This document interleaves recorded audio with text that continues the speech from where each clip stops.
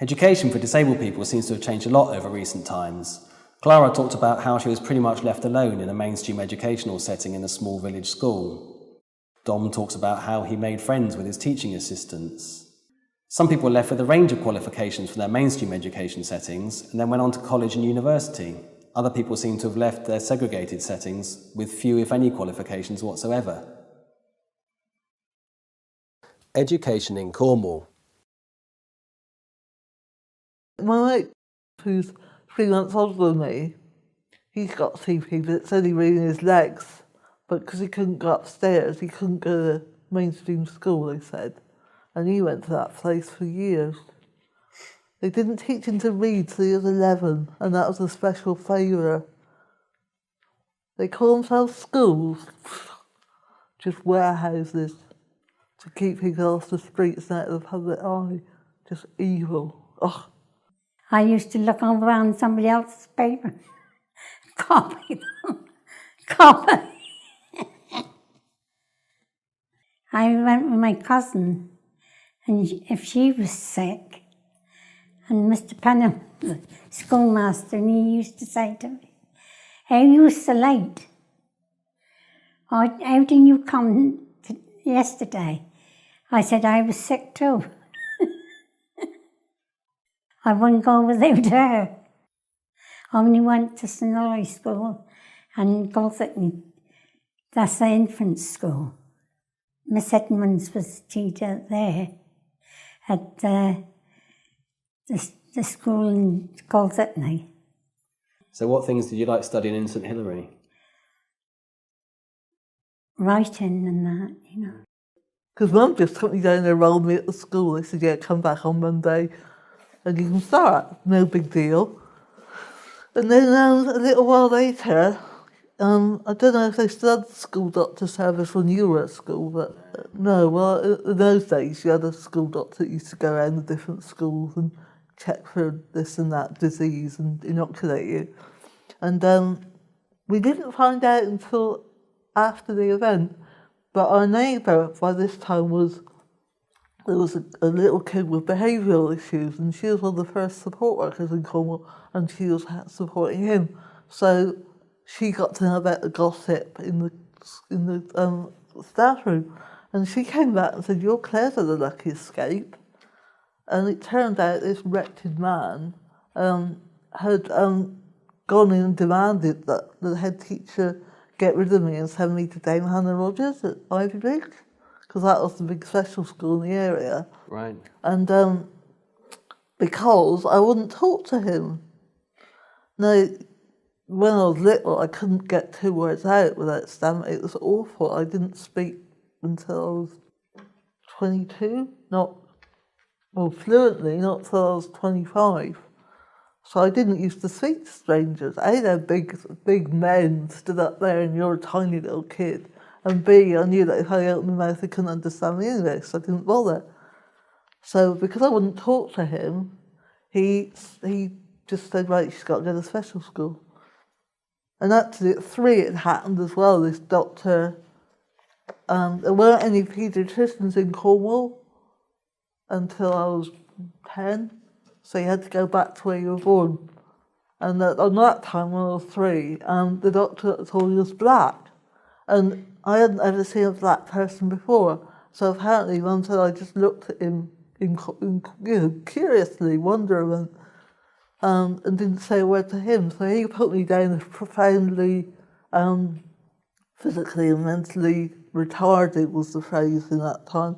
Well, luckily that got changed because I never got to school otherwise, because this is before 1970 when kids with learning difficulties had the right to education. So luckily the paediatrician, the orthopaedic surgeon in Cornwall, who was brilliant, said that's rubbish and wouldn't accept it and got it changed. But anyway, so I'd already once been on been risking not being at school at all. Now there's this idiot trying to send me off to Dame Hannah because I wouldn't talk to him. Anyway, this head teacher was quite new, and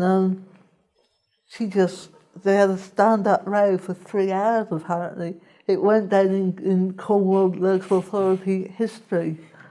She said, that child leaves the school with my dead body. Yeah, she would have done him as well because she was so feisty. Wow. So in the end, he had to give up. I got 1 A star, 3 Bs, 5 Cs, 1 D and 1 E, and I got a double B in science. And did you go on to do A-levels? Yes, I did. Or I actually did GMVQ, because back in those days, or I think it still is, a GMVQ is equivalent to 2 A-levels, and I did the GMVQ at advanced level in business studies, and I got a distinction in that, which was very good. Did you take exams at the school? O-levels or? Exams? No. No. So, O-levels? No. Qualifications? No. No. I went to university in Canterbury in Kent to study theology. And was that a 3-year course? Yeah. I felt I had to protect people because I knew that in Cornwall, if you were seen with me, you had to be damn sure that you could cope with that. My best friend kept getting called out for fights at school because they wouldn't quite dare to flatten me, but they wanted to flatten her because she was my friend. And They wouldn't flatten you, but they wanted to flatten someone. Yeah, it was not acceptable to have somebody like me in a mainstream school. I was at St Louis for about 12 months. St Louis is a college in Exeter. Was a college in Exeter. It was on Topsham Road. And his original foundation, it was originally set up by a lady called Georgina Buller, Dame Georgina Buller. It was for people returning from the Second World War.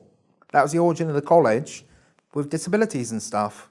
And it was, like I said, I did that for about 12 months doing horticulture and VQ level 2. So that's quite a long way to go for that, isn't it? Because didn't they do similar courses at Cornwall College or? No. This, like I said, it was in Exeter at the time. I was doing it because I had a good disability employment advisor lady called Sue. I can't remember her surname now. So did you live up there? Lived up there, yeah, apart from on weekends. So what, you travelled up on the Monday or the Sunday? Travelled up on the Sunday. And sometimes travelled home on the Friday, but only once every fortnight. But I also helped a lady out called Curzon Howe. It was a sort of work release thing. It was when you're getting towards the end of your course. Participants: Dr. Claire Tregaskis, Clara Allen, Pete Ski, David May, Reverend Don Whitting, and Councillor Chris Jordan. Interviewer: Dr. Theo Blackmore. Transcriber: JHTS Transcription Services. Subtitles: Azook Community Interest Company. Disability Cornwall and Isles of Scilly. Empower, Assist, Facilitate. Supported by the National Lottery through the Heritage Lottery Fund. All interviews recorded in 2013.